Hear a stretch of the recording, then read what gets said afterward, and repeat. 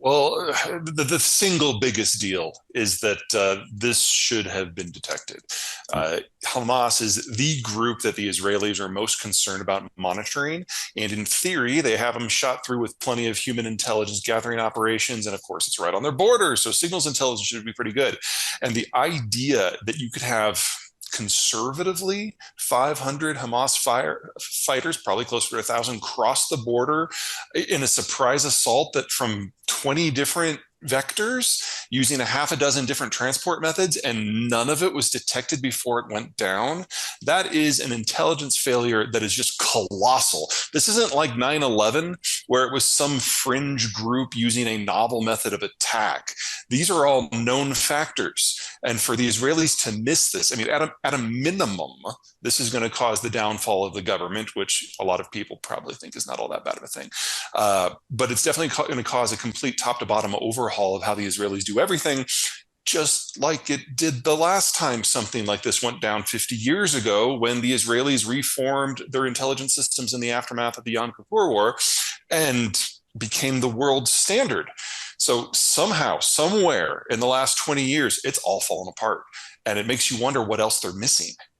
Right, and there's pros and cons of each method, but the foes that the United States is primarily concerned about are in a different hemisphere. So you can understand why signals intelligence forms a stronger pillar for us. Gaza was right there.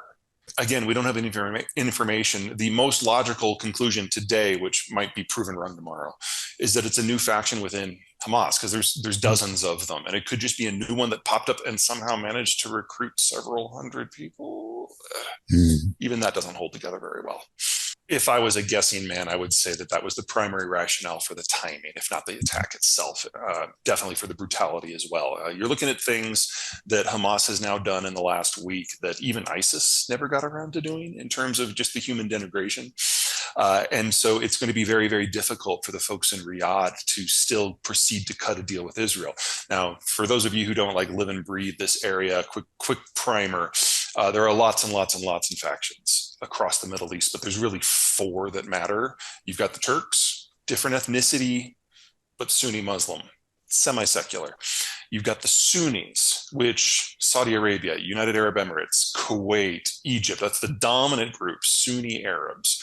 The third group are the Israelis, the Jews, and then the fourth are Shia Persian, so different religious sect, different ethnicity, and that's Iran. And what has been going on for the last, let's call it a decade, but really intensely started in the second year of the Trump administration, was a normalization of the relationship between the second and the third factions. The Sunni Arabs that make up the vast majority and the vast majority of the economy, and then the Jews who have the technology and the relationship with the United States. And the idea was that if you can get those two factions on the same side, then the rest of the Middle East will more or less take care of itself. Now, there are any number of ways that you can manage the Middle East. This is one. I'm not saying it's better or worse than any particular one, but this is the one that the Biden and the Trump administrations broadly agreed on behind closed doors. They will never say that out loud, but it's a by administration strategy. And the United Arab Emirates and Morocco have already gone down that path. And the question was whether Saudi Arabia, the biggest, the most powerful, the richest of the Sunni states, would follow. And within Riyadh, there is a familial argument. I mean, we all know about those intergenerational arguments we have at family reunions, where all the aunts and the uncles and the parents are on one side and all the cousins and the kids are on the other side. And it doesn't matter how old you are, those arguments really don't change.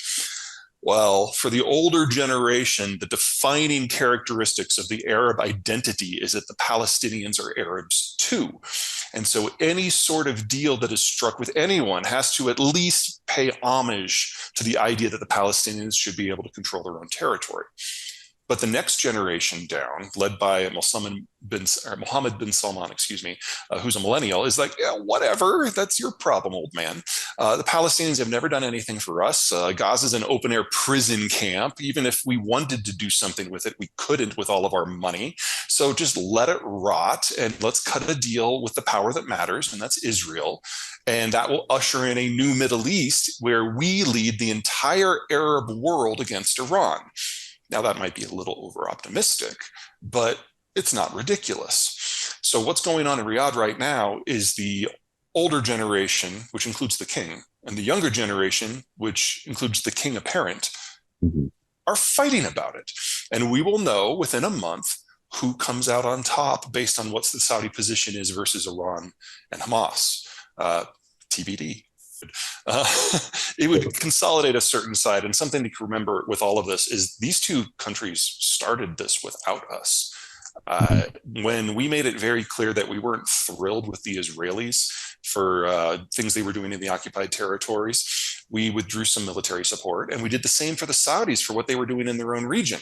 And so the Israelis and the Saudis for about 15 years now have been playing the United States off of them each other, and in doing so have gotten more weapons and more technology and more funding than we would have normally generated, with the Israelis providing military training for the Saudis and the Saudis providing intelligence on Iran for the Israelis.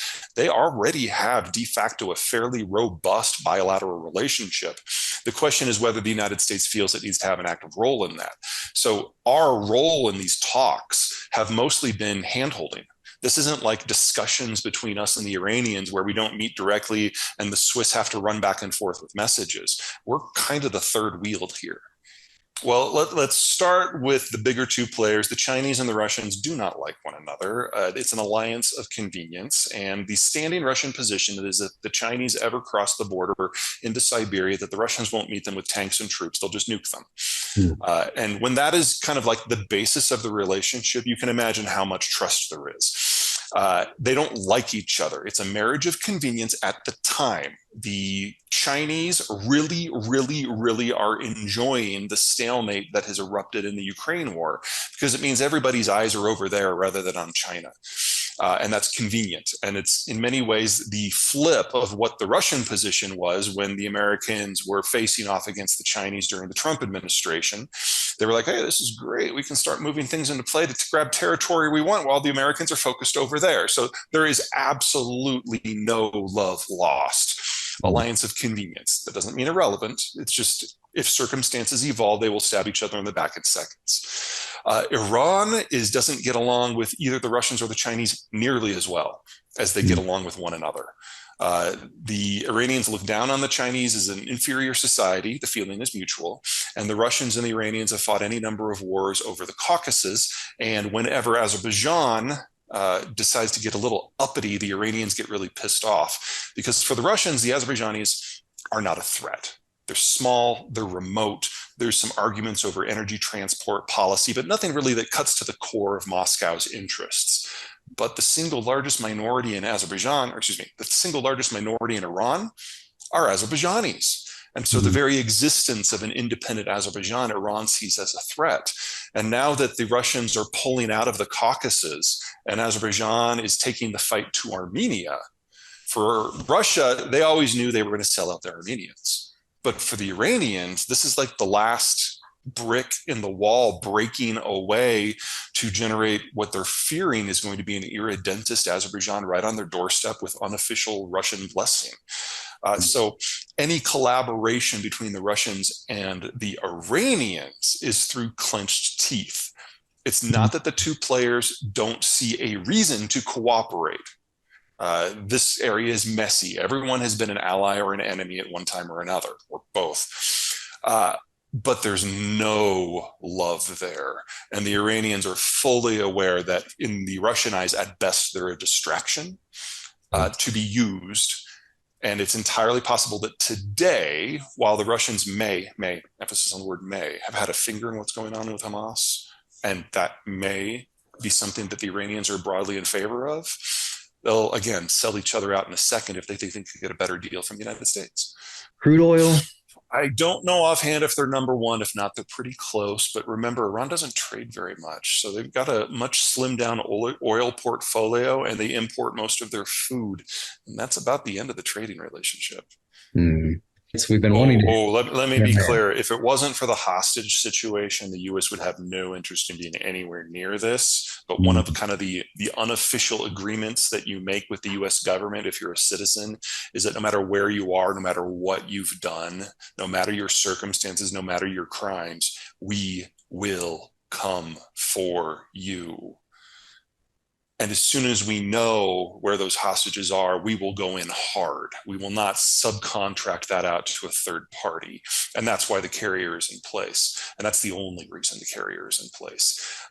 People like to say, oh, this is a deterrent for Hezbollah, but we're not going to get involved in that because it's not the sort of situation that a carrier can fix. If you want to root out Hezbollah, very different circumstances from Hamas. Hamas is several thousand, several tens of thousands, several 100,000, don't know what the number is, among a densely populated open air prison of 3 million people, and going door to door through that to clear it out. Even if we threw the entire US military at that, that would not be enough for that job. So I do not envy what's in front of the Israelis or in front of the Palestinians on that front. There is no way that is going to be anything but hideous. Lebanon actually has terrain. It's mountainous, there are forests, and so it's a more traditional Afghan style operation, if you will, and we want nothing to do with that.